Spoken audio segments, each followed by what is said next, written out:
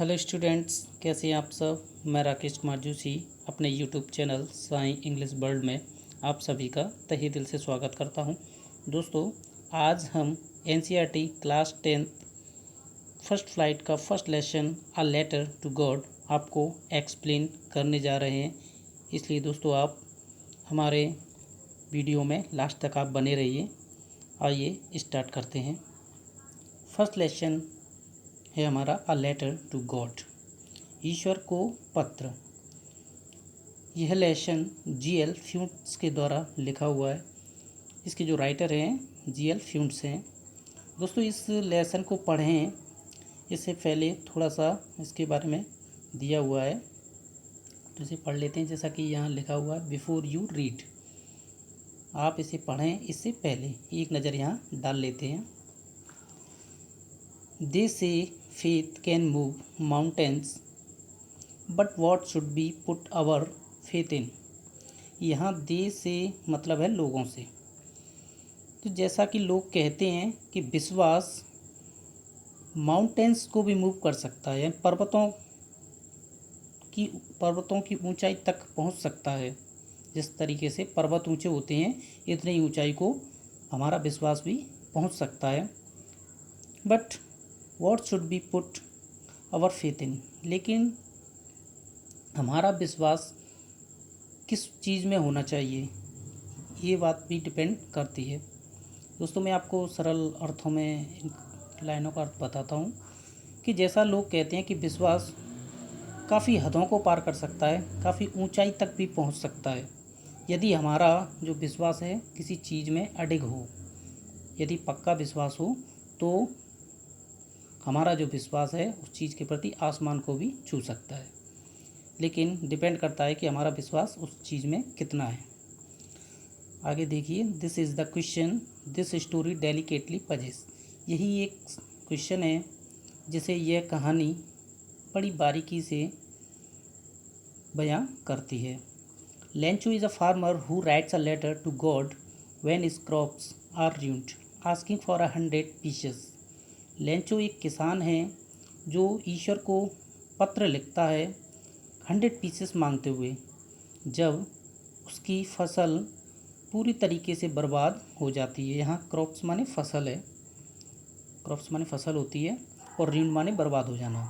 तो लेंचो नाम का जो फार्मर है ईश्वर से 100 पीसेस की मांग करते हुए उन्हें पत्र लिखता है जब उसकी फसल बर्बाद हो जाती है। Does Lencho's letter reach God, क्या लेंचो का पत्र ईश्वर तक पहुंचता है। Does God send him the money, क्या ईश्वर उसे पैसे भेजता है।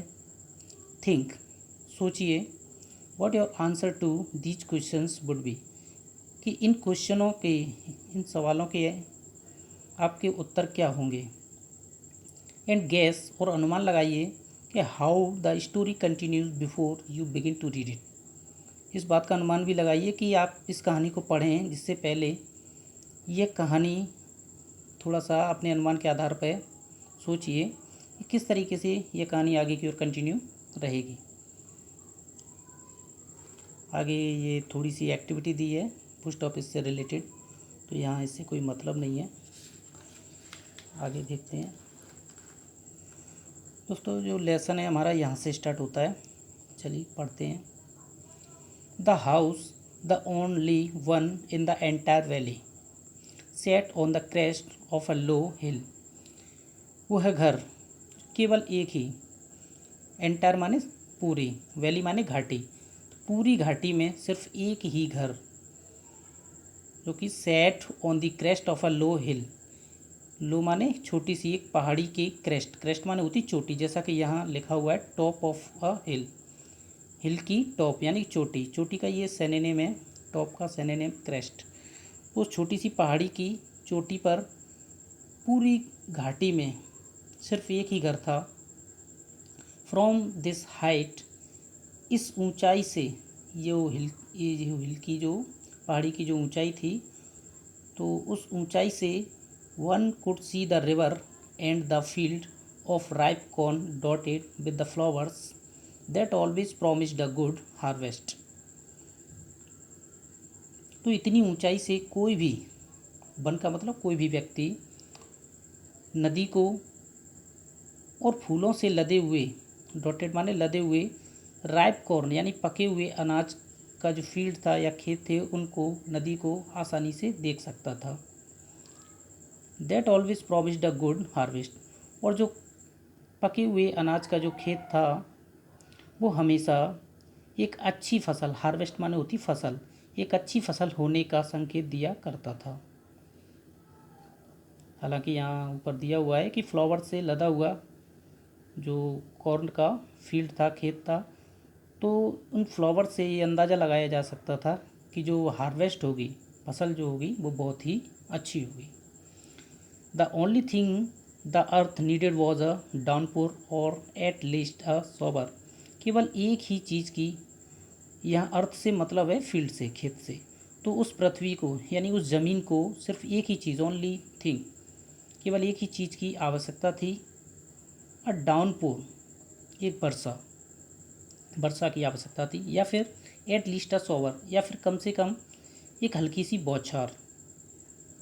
Through out the morning Lencho, who knew the fields ultimately had done nothing else but see the sky towards the northeast। सुबह के समय लेंचो, जो कि अपने खेतों को बड़ी आत्मीयता से जानता था, बड़ी बारीकी से पहचानता था, तो हैड डन नथिंग, उसने कुछ भी नहीं किया सुबह, बट लेकिन see the sky towards the north east, लेकिन उत्तर पूर्वी दिशा में उसने सिर्फ आकाश की ओर ही देखा। लेंचो ने सुबह से कुछ भी नहीं किया था खेतों में, बस सिर्फ क्या कर रहा था वो कि उत्तर पूर्वी दिशा में सिर्फ आकाश की ओर उसने देखा और इसके सिवा कुछ भी नहीं किया। Now we are really going to get some water women, यहाँ वोमेन उसी की औरत है, तो उसने अपनी औरत से कहा कि अब we are really going to get some water, अब हम कुछ पानी प्राप्त करने जा रहे हैं, वास्तव में हमें कुछ पानी मिलने जा रहा है। The women who was preparing supper replied yes God willing, तो जो औरत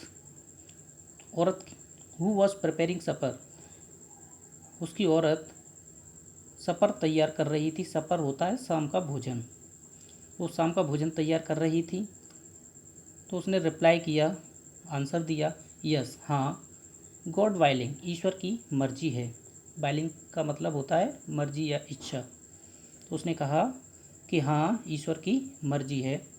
the older boys were working in the field while the smaller ones were playing near the house until the woman called to them all come for dinner। Older माने बड़े बच्चे, तो बड़े लड़के जो थे were working in the field, वो खेतों में काम कर रहे थे, वाइल जबकि the smaller ones were playing near the house, जबकि छोटे बच्चे थे वो घर के पास में ही खेल रहे थे, अनटिल जब तक कि the women call to them all, जब तक कि उस औरत ने उन्हें बुला न लिया, तब तक वो खेल ही रहे थे। कम फॉर डिनर, बुलाया किस तरीके से, कम आओ भोजन के लिए आ जाओ, या फिर ऐसे कहें कि आओ भोजन कर लो। It was during the meal, भोजन का समय था, तो उसी समय जस्ट एज, तभी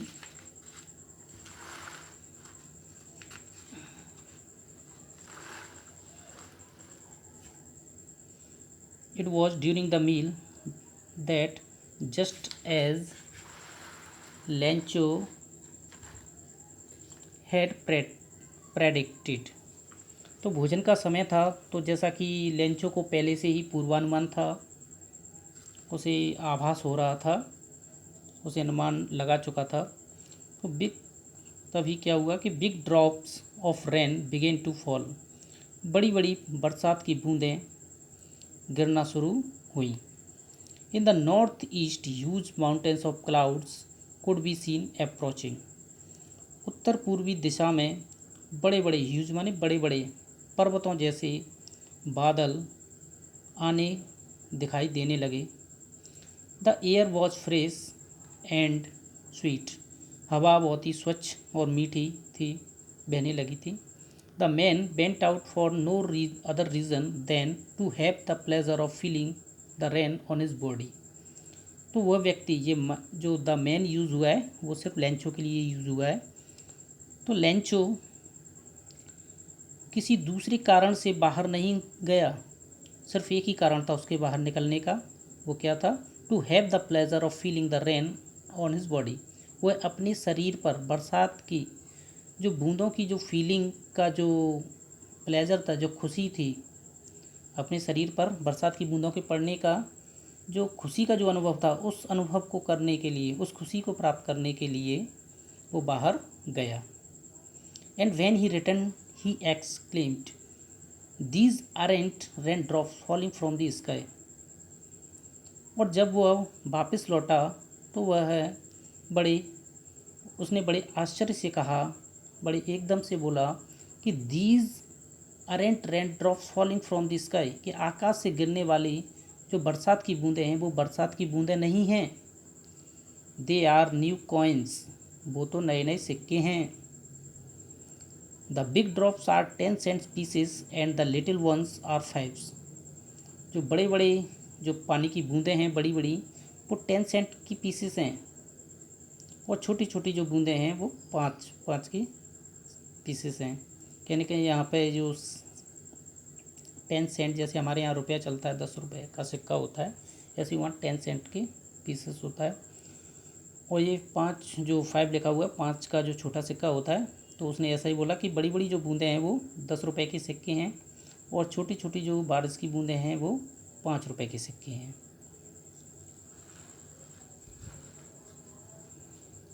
with a satisfied expression he regarded the field of ripe corn with its flowers draped in a curtain of rain. बरसात के पर्दे में लिपटी हुई अपने फूलों के साथ में जो पका हुआ जो अनाज का जो फील्ड था, उसके संबंध में एक बड़े ही संतुष्टि भरी एक्सप्रेशन के साथ, बड़ी संतुष्ट भरी अभिव्यक्ति के साथ उसने उस अपने फील्ड की ओर देखा। जैसा कि लिखा हुआ कि पूरा का पूरा जो फील्ड था वो फ्लावर से लदा हुआ था, और अनाज जो था वो भी पकने लगा था। और तो हालांकि वो जैसा कि अनुमान लगा रहा था कि अच्छी बारिश हो रही है, और जैसा कि ऊपर भी दिया हुआ है कि बिग ड्रॉप्स हैं और स्मॉल ड्रॉप्स, तो उसने बोला कि बिग ड्रॉप्स हैं वो 10 सेंट की पीसेस हैं, और छोटी वाली जो बूंदें हैं वो 5 सेंट की पीसेस हैं। तो वो उन्हें पैसे में काउंट कर रहा था, यानी कि वो बरसात की बूंदें नहीं, उसके लिए पैसा है, यानी कि फसल अच्छी होगी टोटल मिलाकर। तो उसने इस संतुष्ट भरी अभिव्यक्ति के साथ कि मेरी फसल है वो अच्छी होगी, तो इस संतुष्टि भरी अभिव्यक्ति के साथ उसने अपने फील्ड की ओर, अपने खेत की ओर देखा। But suddenly a strong wind began to blow. लेकिन अचानक से क्या हुआ, एक तेज हवा चलना शुरू हो गई। अभी तक तो मौसम ठीक था, लेकिन अभी एकदम से चेंज हुआ मौसम, और अचानक से तेज हवा चलना शुरू हुई। And along with the rain very large hailstones began to fall. और वर्षा के साथ साथ में वेरी लार्ज, बहुत बड़े बड़े हेल स्टोन्स, यानी कि ओले गिरना भी शुरू हो गए। This truly did resemble new silver coins. और ये वास्तव में ही नए नए जो सिल्वर के कॉइन्स होते हैं, चांदी के जो सिक्के होते हैं, उनसे बिल्कुल मेल खाते थे, बिल्कुल वैसे ही दिखाई दे रही थी। The boys exposing themselves to the rain ran out to collect the frozen pearls. यहाँ फ्रोजन पल्स यानी कि जमे हुए मोती, तो पल्स माने मोती होते हैं, लेकिन यहाँ मोती तो नहीं है, लेकिन ये हेल स्टोन्स को पल्स बताया गया है, तो वो भी मोती के समान ही दिखाई देते हैं। तो लड़के उन जमे हुए जो मोती यानी कि हेल स्टोन्स को कलेक्ट करने के लिए, इकट्ठा करने के लिए वो बरसात में बाहर गए, और उन्होंने बरसात में अपने आप को एक्सपोज कर दिया, खुला कर दिया। एक्सपोज माने होता खुला करना। जैसा कि छोटे छोटे बच्चे भी जाते हैं उन्हें कलेक्ट करने के लिए, जैसे वो लड़के भी उन मोतियों को बीन कलेक्ट करने के लिए, इकट्ठा करने के लिए बरसात में बाहर गए। It is really getting wait now exclaimed the man. वह व्यक्ति बोला, चिल्लाया, बोला, it is really getting bad now, कि अरे अब तो वास्तव में ही बहुत बुरा हो रहा है। I hope it passes quickly, मैं आशा करता हूँ कि यह बहुत जल्दी गुजर जाए। It did not pass quickly, लेकिन क्या हुआ कि वह जल्दी नहीं गुजरा। हिल स्टोन्स के बारे में बात हो रही है कि जो हिल स्टोन्स की बारिश हो रही थी, वो सोच रहा था कि फसल अब तो ख़राब हो जाएगी, अब तो ये बहुत बुरा हो रहा है। पहले तो बारिश हो रही थी तो वो अच्छी थी, लेकिन अब तो हिल स्टोन्स की बारिश हो रही है, ओले बरस रहे हैं, तो ये काफ़ी बुरा हो रहा है। और वो आशा कर रहा था कि ये जो बुरा जो वेदर है, मौसम है, वो जल्दी से गुजर जाए, लेकिन ऐसा नहीं हुआ, वो जल्दी से नहीं गुजरा। For an hour the hail rained on the house, the garden, the hillside, the cornfield, on the whole valley. 1 घंटे तक, फॉर एन आवर का मतलब 1 घंटे तक जो हेल था, जो ओले थे, घर पर, बगीचे में, पहाड़ी के चारों ओर, द कॉर्नफील्ड अनाज के खेत में, ऑन दी होल वैली संपूर्ण घाटी में, पूरी की पूरी जो घाटी में 1 घंटे तक ओलों की बारिश हुई। The field was white as if covered with salt, पूरा का पूरा जो खेत था वो वाइट हो गया, सफ़ेद हो गया, मानो कि कवर्ड विथ सल्ट, ऐसा लग रहा था कि मानो कि नमक से ढक गया हो। अब जब बारिश तेज़ होगी ओलों की, तो जायज़ है कि खेत तो फिर वाइट होगा ही। आगे देखिए, not a leaf remained on the trees, एक भी पत्ती पेड़ों पर नहीं बची। The corn was totally destroyed, अनाज पूरा का पूरा डिस्ट्रॉय हो गया, बर्बाद हो गया। The flowers were gone from the plants, पौधों से जो फ्लावर्स थे वो पूरी तरीके से जा चुके थे, पूरे के पूरे झड़ गए थे। Lencho soul was filled with sadness, लेंचो का हृदय दुखी हो गया, दुख से भर गया। When the storm had passed, और जब तूफान, स्टॉर्म माने होता तूफान, जब तूफान पास्ट माने गुजर गया, चला गया, थम गया। He stood in the middle of the field, तब वह अपने खेत के बीचों बीच जाकर, स्टूड माने बैठा। And said to the his sons, और अपने बच्चों से बोला, a plague of locusts would have left more than this. यहाँ देखिए थोड़ा सा, a plague of locust, plague यहाँ कोई बीमारी नहीं है, यहाँ प्लेग से मतलब है झुंड से। वैसे प्लेग एक बीमारी होती है, लेकिन यहाँ बीमारी कोई डिसीज़ नहीं है, यहाँ प्लेग का मतलब है झुंड। लोकस्ट का मतलब होता है टिड्डियाँ, जैसा कि यहाँ देखा हुआ है, insects which fly in big swarms and destroy crops. तो ऐसे कीट, ऐसे लोकस्ट माने कीट मान लीजिए, तो ऐसे कीट जो एक बड़े झुंड में उड़ते हैं, एंड डिस्ट्रॉय क्रॉप्स, और फसल को बर्बाद कर देते हैं। तो बरसात के बाद एक कीट होता है, जैसे टिड्डी बोलते हैं, तो वो उसका झुंड जो होता है उसे बोलते हैं अ प्लेग ऑफ लोकस्ट, टिड्डियों का झुंड। तो लेंचो बोलता है, अ plague of locust would have left more than this, कहता है कि यदि अ प्लेग ऑफ लोकस्ट यानी टिड्डियों का झुंड होता, तो वो भी लेफ्ट मोर, बहुत कुछ छोड़ देता इसकी अपेक्षा। इससे ज़्यादा तो टिड्डियों का झुंड होता, दल होता, यदि फसल पर बैठ जाता तो वो भी बहुत कुछ छोड़ देता।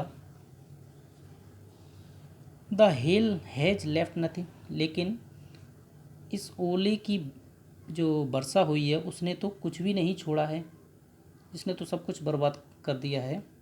This year we will have no corn, इस साल तो हमारे पास कोई अनाज नहीं होगा। That night was a sorrowful one, वह रात बहुत ही दुखदपूर्ण थी। All our work for nothing, हमारा सारा का सारा जो कार्य था खराब हो गया। फॉर नथिंग, किसी मतलब का नहीं रहा। सब बेकार हो गया। देयर इज़ नो वन, अब तो कोई भी नहीं है, हु कैन हेल्प अस, जो हमारी मदद कर सके। We will all go hungry this year, इस साल तो हम भूखे ही रहेंगे या भूखे ही मर जाएंगे। What in the hearts of all who lived in that solitary house in the middle of the valley, there was a single hope, help from God. लेकिन उस वैली, उस घाटी के बीचों बीच में जो एकांत, सॉलिटरी माने होता है एकांत, निर्जन जो घर था, उसमें जितने भी लोग रहते थे उनके हृदय में there was a single hope, सिर्फ एक ही आशा थी। वो आशा थी हेल्प फ्रॉम गॉड, सिर्फ ईश्वर से मदद। सिर्फ इसी आशा में वो जिंदा थे कि ईश्वर से कुछ मदद मिलेगी, और इसके अलावा तो उनके पास कोई चारा ही नहीं था। Don't be so upset even though, this seems like a total loss, इतने दुखी मत हो। एवन दाउ, हालांकि दिस सीम्स, ऐसा लगता है कि पूरी तरीके से, टोटली पूरे तरीके से लॉस हो चुका है, हानि हो चुकी है, सब कुछ बर्बाद हो चुका है। रिमेंबर, याद रखो कि no one dies of hunger, कोई भी, फिर भी कोई भी भूख से नहीं मरता है। That's what they say, no one dies of hunger, ये ऐसा ही, यही दे से, यहाँ दे से मतलब है लोगों से, तो यही लोग कहते हैं, ऐसा लोग भी कहते हैं कि no one dies of hunger, भूख से कोई भी नहीं मरता है। जैसा कि हमें भी बताया जाता है कि जब ईश्वर, मान लीजिए कि कोई हमारा काम बिगड़ जाए या एक रास्ता जब बंद हो जाए, तो ईश्वर हमारे लिए दूसरे रास्ते भी खोल देता है। तो ऐसा ही वो भी सोच रहे हैं कि लोग, जैसा कि बोलते हैं कि कोई भी भूख से नहीं मरता, कोई ना कोई तो आजीविका का साधन, कोई ना कोई, कुछ ना कुछ तो रास्ता निकल ही आता है। ऑल थ्रू द नाइट, पूरी रात, Lencho thought only of his one hope, पूरी रात लेंचो सिर्फ एक ही आशा को लेकर सोचता रहा। द हेल्प ऑफ गॉड, सिर्फ ईश्वर की मदद, ईश्वर से मदद। हुज आइज, उसकी आँखें, as he had been instructed, जैसा कि उसे इंस्ट्रक्टेड किया गया था, उसे पहले ही बताया गया था, जैसा कि हमें भी बताया जाता है कि ईश्वर सभी के अंदर निवास करता है और वो सबकी बातों को सुनता है, समझता है और सभी के दुखों का निवारण करता है। तो ठीक उसी प्रकार से उसे भी बताया गया था कि ईश्वर सबकी मदद करता है। तो वो, उसकी आँखें सिर्फ सब कुछ देख रही थी कि ईश्वर मेरी मदद करेगा या नहीं करेगा। ईश्वर हो सकता है कि 100% मेरी मदद करे, तो वो सब कुछ उसे दिखाई दे रहा था। Even what this deep in one conscience, और अपनी अंतरात्मा में भी बड़ी गहराई से वो इस बात पर सोच विचार कर रहा था कि सिर्फ ईश्वर ही एक ऐसा जरिया है जो सिर्फ मेरी मदद कर सकता है। Lencho was an ox of a man, यहाँ an ox of a man का मतलब है मेहनती, हार्ड वर्किंग। तो लेंचो एक बहुत ही हार्ड वर्किंग पर्सन था, बहुत ही मेहनती था। Working like an animal in the fields, वो अपने खेतों में एक जानवर की तरह काम किया करता था। बट स्टिल, लेकिन फिर भी, ही न्यू हाउ टू राइट, लेकिन फिर भी वो जानता था कि किस तरीके से लिखना है। The following Sunday at daybreak he began to write a letter which he himself would carry to town and place in the mail. अगले ही रविवार को जैसे ही दिन निकला, he began to write a letter, उसने पत्र लिखना शुरू किया, जिसे वह स्वयं शहर के लिए ले जाएगा, and place in the mail, और उसे पत्र पेटी में प्लेस करेगा यानी डालेगा। It was nothing less than a letter to God, यह ईश्वर के लिए पत्र था, उसके सिवा और कुछ भी नहीं था। गॉड, ही रोट, उसने लिखा कि हे प्रभु, if you don't help me, यदि आप मेरी मदद नहीं करोगे, my family and I will go hungry this year. यदि आप मेरी मदद नहीं करते हो या नहीं करोगे तो मैं और मेरा परिवार इस साल भूखे ही मर जाएंगे। I need 100 pieces in order to sow my field again and to live until the crop comes because the hail storm। आगे डैश डैश डैश करके बताया हुआ है, पूरा का पूरा जो कारण है दर्शाया गया है। वो कहता है कि यदि हे प्रभु, वो लिखता है कि प्रभु यदि आप मेरी मदद नहीं करेंगे तो मेरा परिवार और मैं इस साल भूखे ही मर जाएंगे। मुझे 100 पीसेस, यहाँ जो पीसेस मुद्रा है, जैसे कि हमारे यहाँ रुपए चलते हैं ऐसे पीसेस हैं, तो वो बोलता है कि मुझे 100 पीसेस की आवश्यकता है, 100 पीसेस की आवश्यकता है। वो किसके लिए? सो माई फील्ड अगेन, दोबारा से मेरे खेतों में बीज डालने के लिए, खेतों को बोने के लिए, बीज बोने के लिए, एंड टू लिव, और जीवित रहने के लिए। कब तक? जब तक कि द क्रॉप कम्स, जब तक कि फसल नहीं आ जाती, जब तक कि फसल हो नहीं जाती। क्योंकि द हेल स्ट्रोम, अब वो आगे बता दिया उसने, डेट डैश से पता पड़ता है कि ये पूरा का पूरा कॉज जो है, कारण है, वो दर्शाया गया है। क्योंकि हेल स्ट्रोम में क्या किया है, मेरा सारा का सारा जो खेत का अनाज था वो बर्बाद कर दिया है, डिस्ट्रॉय कर दिया है। ही रोट, उसने लिखा, टू गॉड, ईश्वर को, ईश्वर के लिए, ऑन दी एनवलप, एनवलप पर एड्रेस लिखा, to God. Put the letter inside, और उसने लेटर को अंदर रखा। स्टिल ट्रबल्ड, थोड़ा सा परेशान हुआ। वेंट टू टाउन, शहर गया। एट द पोस्ट ऑफिस, और पोस्ट ऑफिस में he placed a stamp on the letter, और लेटर पर उसने स्टाम्प को प्लेस किया, स्टाम्प लगाया। And dropped it into the mail box, और उसने उसे मेल बॉक्स में, यानी कि पत्र जो पेटी होती है उसमें उसे ड्रॉप कर दिया, डाल दिया। One of the employees who was a postman and also helped at the post office, went to his boss laughing heartily and showed him the letter to God। तो सारे कर्मचारियों में से एक कर्मचारी जो कि पोस्टमैन था और जो पोस्ट ऑफिस में कार्य कर रहा था, went to his boss, वह अपने उच्च अधिकारी के पास बड़ी ज़ोर से हंसते हुए गया और उस उच्च अधिकारी को उसने ईश्वर के लिए जो पत्र लिखा गया था उसको दिखाया। Never in his career as a postman had he known that address, कभी उसने अपने कैरियर में, पोस्टमैन जब से वो बना हुआ है, पोस्टमैन के रूप में जब से वो कार्यरत है, जब से उसने कभी भी इस प्रकार के एड्रेस के बारे में उसे नहीं जाना, उसने कभी पता ही नहीं चला कि कोई किसी इस तरीके का एड्रेस लिख सकता है। The post master a fat amiable, और जो पोस्ट मास्टर जो था उसका उच्च अधिकारी, वो बहुत ही मोटा, एमिबल का मतलब होता है फ्रेंडली एंड प्लीजेंट, यानी कि मित्रवत और दयालु, फेलो। तो जो पोस्ट मास्टर जो था वो बहुत ही दयालु और बहुत ही स्नेही और बहुत ही मित्रवत व्यक्ति था। ऑल्सो ब्रोक आउट लाफिंग, और उसे भी बहुत ज़ोर की हंसी आई जब उसने उस पत्र को देखा। बट ऑलमोस्ट इमीडिएटली ही टर्नेड सीरियस, लेकिन तत्काल ही, जल्दी ही वह बहुत ही सीरियस हो गया, बहुत ही गंभीर हो गया।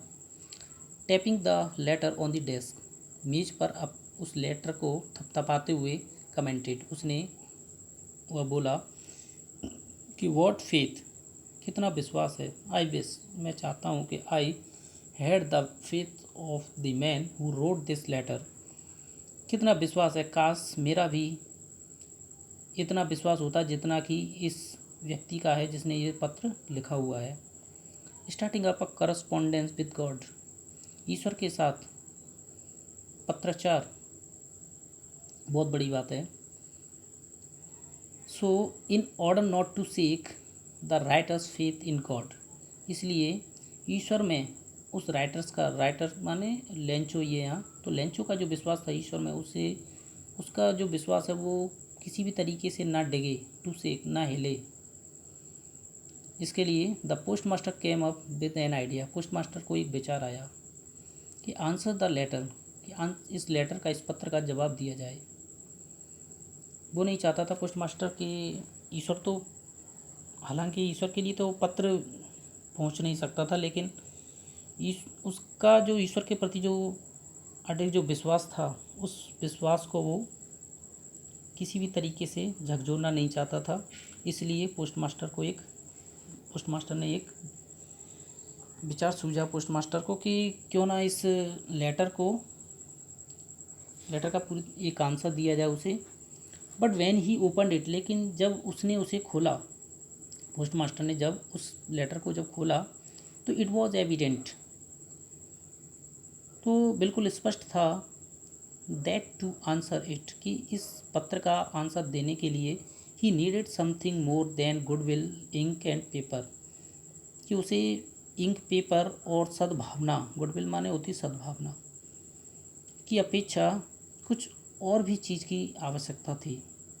जैसा कि लेंचो ने 100 पीसेस के लिए ये पत्र ईश्वर को लिखा हुआ था, तो पोस्ट मास्टर को उस लेटर का जो आंसर जो देना था, तो उस आंसर देने के लिए ये सारी चीज़ें तो ज़रूरी हैं ही, इंक, पेपर और गुडविल, लेकिन इसके साथ साथ में उसे 100 पीसेस की भी बहुत आवश्यकता थी। But he stuck to his resolution, लेकिन वह अपनी दृढ़ निश्चय पर अडिग रहा। स्टक माने चिपका रहा, अडिग रहा। He asked for money from his employees, उसने अपने कर्मचारियों से पैसे मांगे। He himself gave part of his salary, उसने स्वयं अपनी सैलरी का जो कुछ हिस्सा था वो भी दिया। And several friends of his, और अपने कुछ अनेकों जो दोस्त थे उसके, were obliged to give something for an act of charity, उन्हें भी, अपने कुछ दोस्तों को भी इस दान के कार्य के लिए, एक पुण्य के कार्य के लिए, अच्छे कार्य के लिए उन्हें कुछ न कुछ देने के लिए बाध्य किया। It was impossible for him to gather together the 100 pieces, यानी कि कुल मिलाकर इतना कुछ करने के बावजूद भी उसने अपनी सैलरी का कुछ हिस्सा दिया, अपने कर्मचारियों से भी कुछ लिया, अपने दोस्तों से भी कहा कुछ दान करने के लिए।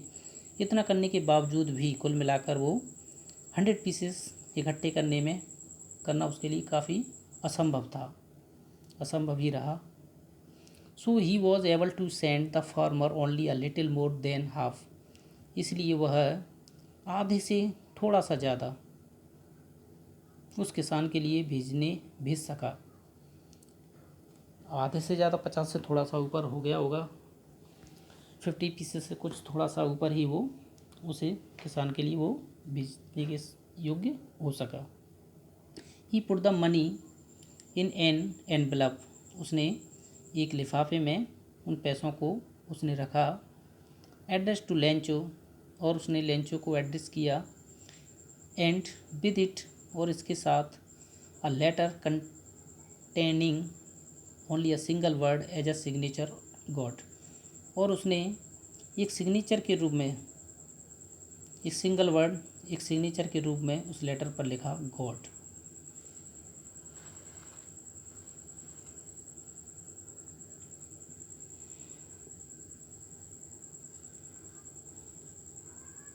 The following Sunday, Lencho came a bit earlier than usual to ask if there was a letter for him. अगले रविवार को लेंचो, जैसा कि पहले वो आया करता था, उससे थोड़ा सा a bit earlier, थोड़ा सा जल्दी आ गया, और to ask if there was a letter for him, और उसने अपने लिए एक पत्र की मांग की। It was the postman himself who handed the letter to him. Postman ने स्वयं उसे, उसके पत्र को उसके हाथ में दिया। हैंडेड माने हाथ में दिया, थमाया।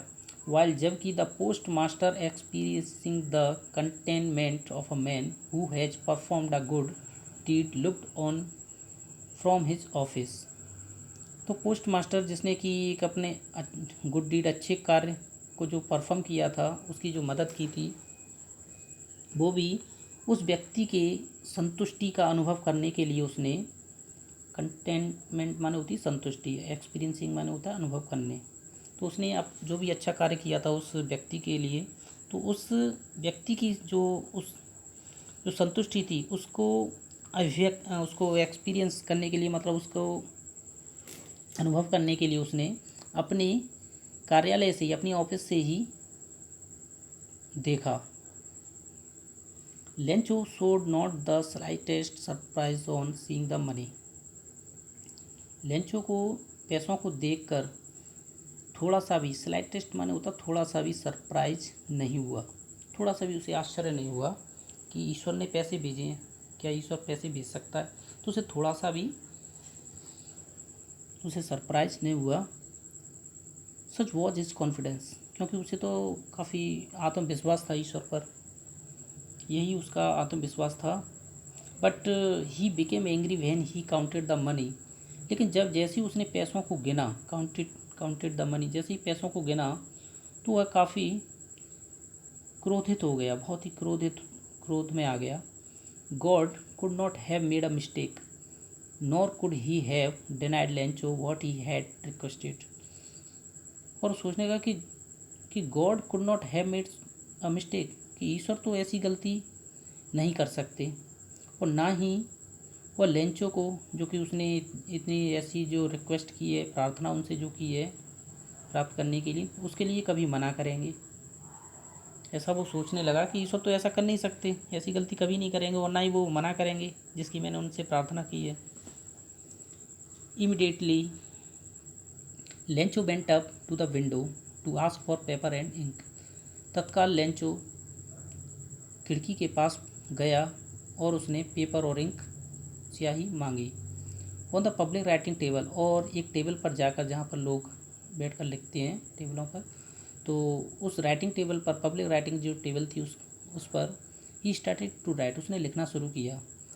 With much wrinkling of his bro, और काफ़ी उसने अपनी जो ब्रो थी, भौहें काफ़ी सुकड़ा लीं, उनको काफ़ी सुकड़ाने के साथ, सुकुड़ते हुए, caused by the effort he had to make to express his ideas, उसने अपने विचारों को एक्सप्रेस करने के लिए उसने काफ़ी एफर्ट भी लगाए, जिससे कि वो अपनी बात को ईश्वर तक सही तरीके से पहुंचा सके। व्हेन ही फिनिश्ड, जब उसने समाप्त कर लिया, तो he went to the window to buy a stamp. जब उसने अपना जो लेखन कार्य था वो समाप्त किया, तो वह सीधा विंडो की खिड़की पर गया और उस स्टाम्प खरीदने के लिए खिड़की पर गया, जिसे ही लिख, जिसने उसे चाटा, and then affixed to the envelope with a blow of his fist. Fist माने होती मुट्ठी है, ब्लो माने प्रहार। तो विंडो पर गया और उसने एक स्टाम्प खरीदा, जिसे उसने अपनी मुट्ठी के एक प्रहार से ही उस लिफाफे पर उसको अफिक्स्ड किया। फिक्स्ड माने होता है चिपका दिया। The moment the letter fell into the mail box, और उसी क्षण उसने उस लेटर को मेल बॉक्स यानी पत्र पेटी में डाल दिया। The post master went to open it, postmaster उसे खोलने के लिए गया। इट सेड, उसमें ऐसा लिखा हुआ था, उसने बताया अपनी जो भी परेशानी है, जो भी मैटर उसमें लिखा हुआ था लेटर में, वो सारा का सारा यहाँ दिया हुआ है। आइए देखते हैं। तो इट सेड, उसमें लिखा हुआ था कि God of the money, Prabhu of the money, वो पैसा, दैट आई आस्क्ड फॉर, जो कि मैंने आपसे मांगे थे, ओनली 70 पीसेज रीच्ड मी, हे प्रभु मेरे पास तो उसका सिर्फ ओनली 70 पीसेस, 70 पीसेस ही मेरे पास पहुँचे हैं। हे प्रभु इतना पैसा जो मैंने मांगा था, मेरे पास तो सिर्फ 70 पीसेस ही पहुँचे हैं। सेंड मी द रेस्ट, हे प्रभु मुझे बाकी भी भेज दो, जो बचे कुछ हैं उन्हें भी भेज दो। Since I need it very much, हे प्रभु मुझे उनकी बहुत अधिक आवश्यकता है। But don't send it to me through the mail, लेकिन प्रभु मेल से मुझे मत भेजना। हे प्रभु, don't send it to me through the mail. लेकिन मेल से मुझे पैसों, बचे खुचे जो पैसे हैं उनको मत भेजना, क्योंकि the post office employees are a bunch of crooks. यहाँ क्रूक्स का मतलब होता है बुरे लोग। ऐसे लोग जो दूसरों का पैसा ऐंठ लेते हैं, जो दूसरे के पैसों की चोरी कर लेते हैं, ऐसे लोगों को क्रूक्स बोलते हैं। बंच माने होता है, वैसे तो गुच्छा होता है, पर बंच माने आप यहाँ झुंड मान लीजिए। तो ऐसे बदमाशों का झुंड अ बंच ऑफ क्रूक्स कहलाता है। तो कहता है कि हे प्रभु, मुझे मेल से ना भेजें जो मेरे बचे हुए पैसे हैं, क्योंकि पोस्ट ऑफिस के जितने भी कर्मचारी हैं वो बहुत ही बदमाश हैं। वो सारे के सारे चोर हैं। उनका एक पूरा का पूरा चोरों का एक ग्रुप है जो कि क्या करता है, पैसों को चुरा लेता है। आप लेंचो। दोस्तों, यहाँ लेसन समाप्त होता है। आशा करता हूँ कि लेसन आपको काफ़ी अच्छा लगा होगा और काफ़ी समझ में भी आया होगा। दोस्तों, वीडियो अच्छा लगा हो तो आप वीडियो को लाइक करें, अपने दोस्तों तक उसे शेयर करें, जिससे कि इसका बेनिफिट उन्हें भी मिल सके। और दोस्तों, आप अब यदि हमारे चैनल पर नए हैं तो हमारे चैनल को सब्सक्राइब कीजिए और बेल आइकन को भी प्रेस कर दीजिए, जिससे कि आने वाली वीडियो की नोटिफिकेशन है आपको समय से मिलती रहे। हम फिर हाजिर होंगे एक नए लेसन को लेकर। तब तक के लिए नमस्कार।